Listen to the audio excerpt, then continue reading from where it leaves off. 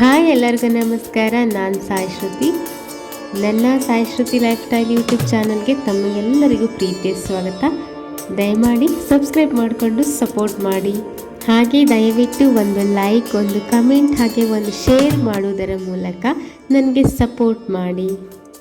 ಹಾಗೆ ಬನ್ನಿ, ಅಪಪ್ರಚಾರ ಮಾಡುವಂತಹ ವ್ಯಕ್ತಿಗಳು ಯಾರಾಗಿರುತ್ತಾರೆ ಮತ್ತು ಅದನ್ನು ನಂಬುವಂತಹ ವ್ಯಕ್ತಿಗಳು ಎಂತಹವರಾಗಿರುತ್ತಾರೆ ಎನ್ನುವುದನ್ನು ತಿಳಿದುಕೊಳ್ಳೋಣ. ನಮ್ಮನ್ನು ದ್ವೇಷಿಸುವವರು ನಮ್ಮ ಬಗ್ಗೆ ಸುಳ್ಳು ಸುದ್ದಿಗಳನ್ನು ಹುಟ್ಟಿಸುತ್ತಾರೆ.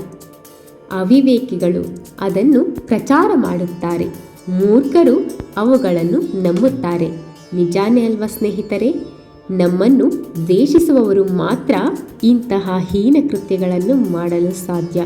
ಸುಳ್ಳು ಸುದ್ದಿಗಳನ್ನು ಹುಟ್ಟಿಸುತ್ತಾರೆ. ಅವಿವೇಕಿಗಳು ಅದನ್ನು ಪ್ರಚಾರ ಮಾಡುತ್ತಾರೆ. ಯಾವ ವ್ಯಕ್ತಿಗಳು ನಮ್ಮನ್ನು ಅವರ ಇಚ್ಛೆಯಂತೆಯೇ ಬಳಸಿಕೊಳ್ಳಲು ಆಗುವುದಿಲ್ಲವೋ, ಅವರ ಸ್ವಾರ್ಥಕ್ಕೆ ನಮ್ಮನ್ನು ಉಪಯೋಗಿಸಿಕೊಳ್ಳಲು ಸಾಧ್ಯವಾಗುವುದಿಲ್ಲವೋ ಅಂತಹ ವ್ಯಕ್ತಿಗಳು ಮಾತ್ರ ನಮ್ಮ ವಿರುದ್ಧವಾಗಿ ಸುಳ್ಳು ಸುದ್ದಿಗಳನ್ನು ಹುಟ್ಟಿಸುತ್ತಾರೆ. ಅದನ್ನು ನಂಬುವವರು ಮತ್ತು ಅದನ್ನು ಪ್ರಚಾರ ಮಾಡುವವರು ಅವರಂತಹ ಅವಿವೇಕಿಗಳೇ ಆಗಿರುತ್ತಾರೆ ಹೊರತು ನಿಷ್ಠಾವಂತ ವ್ಯಕ್ತಿಗಳು, ಪ್ರಾಮಾಣಿಕ ವ್ಯಕ್ತಿಗಳು ಆಗಿರುವುದಿಲ್ಲ. ಹಾಗಾಗಿ ನೀವು ಅಂತಹ ಮೂರ್ಖರ ಮಾತುಗಳ ಬಗ್ಗೆ ತಲೆಕೆಡಿಸಿಕೊಳ್ಳಬೇಡಿ. ನಿಮ್ಮ ವ್ಯಕ್ತಿತ್ವದ ಬಗ್ಗೆ ನಿಮಗೆ ಸಂಪೂರ್ಣ ನಂಬಿಕೆ ಇರಲಿ. ಭಗವಂತನ ಮೇಲೆ ನಂಬಿಕೆ ಇರಲಿ. ಏಕೆಂದರೆ ನೀವು ಎಂತಹವರು ಎನ್ನುವುದನ್ನು ಸಂಪೂರ್ಣವಾಗಿ ತಿಳಿದಿರಬಲ್ಲವೊಬ್ಬನೇ ಒಬ್ಬ ಯಾರೆಂದರೆ ಅದು ಭಗವಂತ ಮಾತ್ರ. ಹಾಗಾಗಿ ಕೆಟ್ಟದ್ದನ್ನು ಮಾಡಲು ಬಂದಿರುವವರು ಕೆಟ್ಟ ಕರ್ಮಗಳನ್ನೇ ಮಾಡುತ್ತಾ ಸಾಗುತ್ತಾರೆ. ಅವರ ಬಗ್ಗೆ ಚಿಂತಿಸುವುದನ್ನು ಬಿಟ್ಟು ಬಿಡಿ. ನಿಮ್ಮ ನೆಮ್ಮದಿಗಾಗಿ, ನಿಮ್ಮ ನಿಷ್ಠೆ, ಪ್ರಾಮಾಣಿಕತೆಯ ಬಗ್ಗೆ ನಿಮ್ಮ ಮೇಲೆ ನಂಬಿಕೆ ಇದ್ದರೆ ನೀವು ನೆಮ್ಮದಿಯಾಗಿ ಇರುವುದನ್ನು ಕಲಿಯಿರಿ. ದಾರಿಯಲ್ಲಿ ಹೋಗುವಾಗ ಹಲವಾರು ನಾಯಿಗಳು ಬೊಗಳುತ್ತವೆ. ಹಾಗೆಂದು ನಾವಲ್ಲಿ ನಿಂತುಕೊಂಡೇ ಅವುಗಳನ್ನು ಸಮಾಧಾನಪಡಿಸಲು ಯತ್ನಿಸುತ್ತಿದ್ದರೆ ದಿನಗಳೇ ಕಳೆದರೂ ಅಲ್ಲೇ ನಿಂತಿರಬೇಕಾಗುತ್ತದೆ. ಹಾಗಾಗಿ ಆ ನಾಯಿಗಳು ಕೂಗುತ್ತಿದ್ದರೂ ಅದನ್ನು ಲೆಕ್ಕಿಸದೆ ಮುಂದೆ ಸಾಗಬೇಕು. ಇಲ್ಲಿಯೂ ಹಾಗೆ, ಯಾರು ಅಪಪ್ರಚಾರ ಮಾಡುತ್ತಿದ್ದರೂ ಅವರ ಬಗ್ಗೆ ತಲೆಕೆಡಿಸಿಕೊಳ್ಳಬಾರದು. ಏಕೆಂದರೆ ನಿಮ್ಮ ವ್ಯಕ್ತಿತ್ವ ಎಂತಹದು ಎನ್ನುವುದು ನಿಮಗೆ ಅರಿತಿದ್ದರೆ ಸಾಕು. ಹಾಗೆ ಭಗವಂತನು ನಿಮ್ಮ ನಿಷ್ಠೆಗೆ, ಪ್ರಾಮಾಣಿಕತೆಗೆ ಒಲಿದಿದ್ದರೆ ಸಾಕು. ಭಗವಂತನೋರ್ವನಿದ್ದಾನೆ, ಅವನಿಗೆ ನನ್ನ ಮತ್ತು ನನ್ನ ವ್ಯಕ್ತಿತ್ವ ಕಾಣಿಸುತ್ತದೆ ಎಂದು ಸಾಗುತ್ತಿರು. ಚಿಂತಿಸಬೇಡ, ಕೊರಗಬೇಡ, ನೋವನ್ನು ಅನುಭವಿಸಬೇಡ.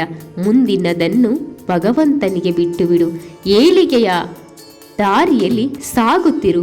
ಒಂದಲ್ಲ ಒಂದು ದಿನ ನಿನ್ನ ಇಚ್ಛೆಯ, ನಿನ್ನ ಕನಸಿನ ಆ ಗೋಪುರವನ್ನೇರಿ ನೀನು ಸೂರ್ಯನಂತೆ ಪ್ರಕಾಶಿಸುತ್ತಾ ಹೊಳೆಯುತ್ತಾ ಸಿಂಹಾಸನದ ಮೇಲೆ ಕೂತಿರುವುದನ್ನು ಆ ಅಪಪ್ರಚಾರ ಮಾಡಿದವರು ನೋಡಿಯೇ ನೋಡುತ್ತಾರೆ, ತಲೆ ತಗ್ಗಿಸಿಯೇ ತಗ್ಗಿಸುತ್ತಾರೆ, ನಿನ್ನ ಪಾದದ ಬಳಿ ಬಂದೇ ಬರುತ್ತಾರೆ.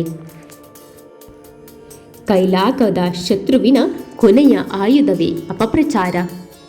ಅವರಿಂದ ಸಾಧ್ಯವಾಗುತ್ತಿಲ್ಲ ಎಂದು ತಿಳಿದಾಗ ಅಪಪ್ರಚಾರ ಒಂದೇ ಅವರಿಗೆ ಕೊನೆಯ ಅಸ್ತ್ರವಾಗಿರುತ್ತದೆ.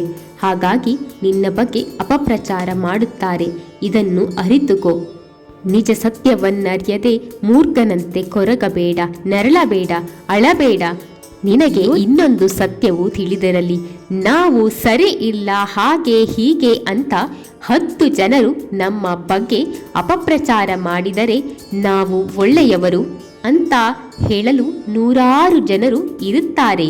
ನಮ್ಮ ಬಗ್ಗೆ ಯಾರು ಬೀದಿಯಲ್ಲಿ ಹೋಗುವ ನಾಯಿಗಳು ಬೊಗಳಿದರೆ ನಮ್ಮ ಚಾರಿತ್ರ್ಯದ ವಧೆ ಮಾಡಲು ಆಗುವುದಿಲ್ಲ. ಈ ಸತ್ಯವನ್ನು ಕೂಗಿ ಕೂಗಿ ಹೇಳುತ್ತೇನೆ. ಮನಸ್ಸಿನಲ್ಲಿ ಇದನ್ನು ಬರೆದಿಟ್ಟುಕೋ, ಮರೆಯದೆ ನೆನಪಿಟ್ಟುಕೋ. ಅದೇ ಅಪಪ್ರಚಾರ ಮಾಡಿದ ನಾಲಿಗೆಗಳೇ ನೀನು ಯಾರು, ನಿನ್ನ ವ್ಯಕ್ತಿತ್ವ ಎಂತಹದು ಎನ್ನುವುದನ್ನು ಪುನಃ ನುಡಿಯುವಂತೆ ಆ ಭಗವಂತ ಮಾಡಿಯೇ ಮಾಡುತ್ತಾನೆ. ಕಾದು ನೋಡಬೇಕಷ್ಟೇ. ನಿಮ್ಮ ಬಗ್ಗೆ ಇಲ್ಲ ಸಲ್ಲದ್ದನ್ನು ಹೇಳಿ ಅಪಪ್ರಚಾರ ಮಾಡುವವರ ಬಗ್ಗೆ ತಲೆಕೆಡಿಸಿಕೊಳ್ಳಬೇಡಿ. ನಾಯಿಗಳು ಮರದ ಬುಡಕ್ಕೆ ಹೋಗಿ ಕಾಲೆತ್ತಿದ ತಕ್ಷಣಕ್ಕೆ ಮರದಲ್ಲಿರುವ ಹಣ್ಣೇನು ವಾಸನೆಯಾಗುತ್ತದೆಯೇ? ಇಲ್ಲ, ವಾಸನೆಯಾಗುವುದಿಲ್ಲ. ಹಾಗಾಗಿ ಇಷ್ಟನ್ನೇ ನೀವು ಅರ್ಥ ಮಾಡಿಕೊಂಡರೆ ಸುಖ, ಶಾಂತಿ, ನೆಮ್ಮದಿ ನಿಮ್ಮದಾಗಿರುತ್ತದೆ. ಭಗವಂತ ನಮಗೆಂದೇ ನೀಡಿದ ಈ ಜನ್ಮ ಪಾವನ ಎನಿಸುತ್ತದೆ. ಹಾಗಾಗಿ ದುರುಳರ ಬಗ್ಗೆ ಯೋಚಿಸಬೇಡಿ, ನೋಯಿಸುವವರ ಬಗ್ಗೆ ನೆನೆಯಬೇಡಿ. ಬದಲಿಗೆ ಭಗವಂತನ ನಾಮ ಸ್ಮರಿಸುತ್ತಾ ನೆಮ್ಮದಿಯಾಗಿರಿ. ಯಾವುದನ್ನು ಮಾಡಬೇಕೆಂದು ಬಂದಿರುತ್ತಾರೋ ಅವರು ಆ ಕರ್ಮವನ್ನು ಮಾಡುತ್ತಾ ಸಾಗಲಿ. ಏಕೆಂದರೆ ಅವರ ಅಹಂಕಾರದ ಕಾರಣದಿಂದ ಅವರು ಮಾಡುತ್ತಿರುವ ಪಾಪಕರ್ಮದ ಫಲವೇನು, ಹೇಗಿರುತ್ತದೆ ಎನ್ನುವುದರ ಅರಿವು ಕೂಡ ಅವರಿಗೆ ಆಗಿರುವುದಿಲ್ಲ. ಹಾಗಾಗಿ ನೀವು ನಿಮ್ಮ ಕರ್ಮ ಮಾಡಿ, ಉಳಿದುದನ್ನು ಭಗವಂತನಿಗೆ ಬಿಡಿ. ಜೈ ಶ್ರೀರಾಮ್.